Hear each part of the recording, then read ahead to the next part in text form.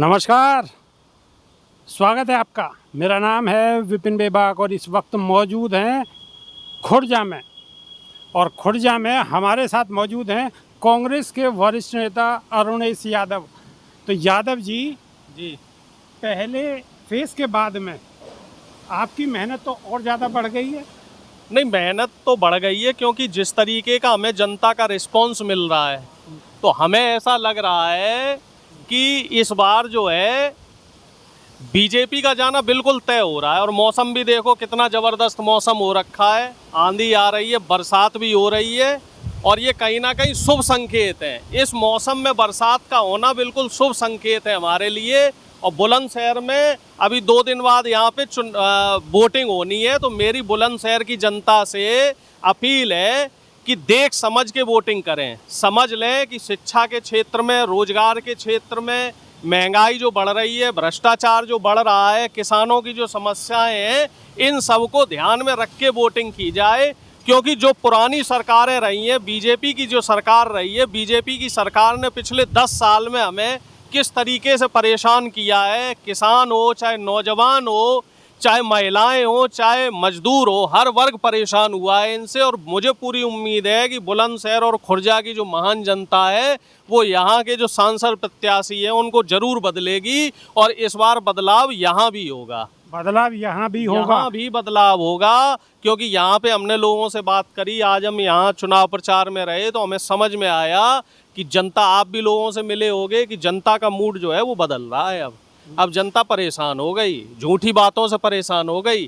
कहीं तो राजस्थान चले जाते हैं मोदी जी तो वहाँ तो मुसलमानों को गाली देना शुरू करते हैं। अभी अलीगढ़ पहुँचे तो मुसलमानों की तारीफ करना शुरू कर दी। आज हनुमान जयंती है तो आज हनुमान जयंती पे जो है फिर मुसलमानों की बुराई करनी शुरू कर दी। तो मोदी जी के जो रंग ढंग देख रही है जनता, तो जनता ये नहीं समझ पा रही है कि हमने भैया प्रधानमंत्री चुना है कि कोई नमूना चुन लिया है। आखिर क्या मामला है, अपने 10 साल का लेखा जोखा तो दें ये, कि कितनी नौकरी दी, कितने लोगों को जो है व्यापार इन्होंने ठीक कराए, कितने लोगों की जो है समस्याएं इन्होंने सॉल्व करी। क्या कहना चाह रहे हैं कि प्रधानमंत्री और बीजेपी का जो आह्वान था कि अब की बार 400 पार, तो उसको कहीं डेंट लगता हुआ दिखाई दे रहा है? डेंट नहीं साहब, पूरी गाड़ी पंचर हो गई है। गाड़ी जो है पूरी एक्सीडेंटल हो गई है। अब इनकी जो है 180 नहीं 150 सीटें रह गई।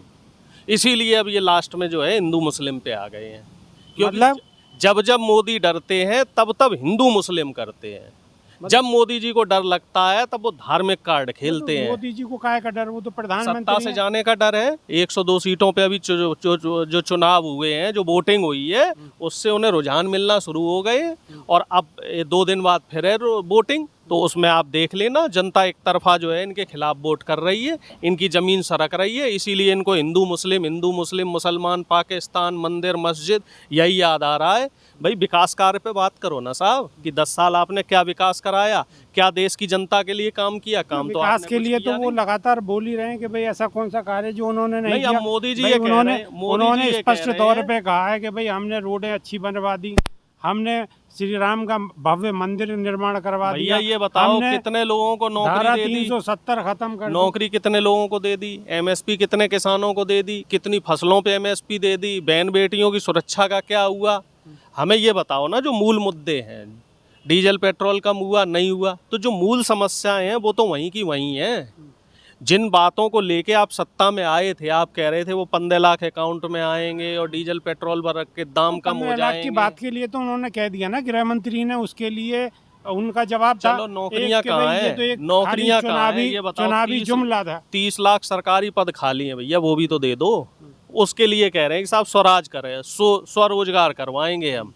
मतलब खुद रोजगार करो, बैंक से पैसा लो और इनके कर्ज में और डूब जाओ। ये भाई साहब पूरे देश पे कर्जा चढ़ाना चाह रहे हैं। एक बार बताइए, पहले फेज के इलेक्शन होने के बाद में कांग्रेस कितनी अस्वस्थ है? देख, कांग्रेस पूरी तरीके से आश्वस्त है और इंडिया गठबंधन पूरी तरीके से मजबूती से काम कर रहा है। और हमें ऐसा लग रहा है कि इस बार इंडिया गठबंधन लगभग 350 से 350 सीटें लाएगा और बीजेपी और जो एनडीए गठबंधन है वो 150 सीटों पे सिमट जाएगा, जो मेरा अभी तक का आकलन है। और आगे जैसे जैसे चुनाव बढ़ेगा वैसे वैसे माहौल बदलेगा। जनता भी समझ रही है इन चीज़ों को। जो बीजेपी का आह्वान है, प्रधानमंत्री नरेंद्र मोदी का आह्वान है कि अब की बार 400 पार, तो वो कहीं ना कहीं वो आपको फ्लॉप शो हो चुका है, फ्लॉप फ्लॉप शो- शो हो गया है, उसमें डेंट लग गया है, उसमें पंचर लग गया है, उसकी हवा निकल गई है पूरी तरीके से। मान लो उसे जनता ने खारिज कर दिया, सिरे से खारिज कर दिया। आप चाहे कोई भी लोकसभा देख लो, कहीं भी जो है बीजेपी के जो नेता जा रहे हैं, आज तो ओम बिरला जी को काले झंडे दिखाए गए राजस्थान में। ओम बिरला जी तो सभापति थे संसद के, उनको काले झंडे दिखाए जा रहे हैं। जो सांसद जा रहा है वो लात जूते ही खा रहा है। कानपुर में अभी ये हुआ, कानपुर में जो बीजेपी के मौजूदा सांसद हैं उनको जनता ने पीट दिया।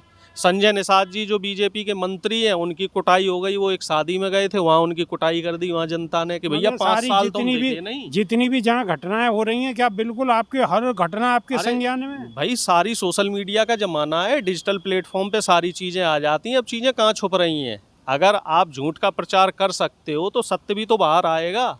आप तो एडिट करके वीडियो तिल का ताड़ बनाते हो, लेकिन सत्यता भी तो आ रही है। भाई 5 साल तो इनके सांसद जो थे और जो मंत्री थे वो तो कहीं दिखाई ना दिए।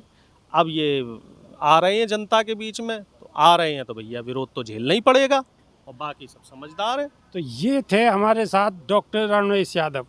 इनका स्पष्ट तौर पे कहना है कि कहीं ना कहीं पहले फेज के इलेक्शन के बाद कांग्रेस मजबूत स्थिति में अपने आप को देख रही है, लेकिन आने वाले वक्त में स्थिति क्या होगी ये तो देखने वाली बात होगी।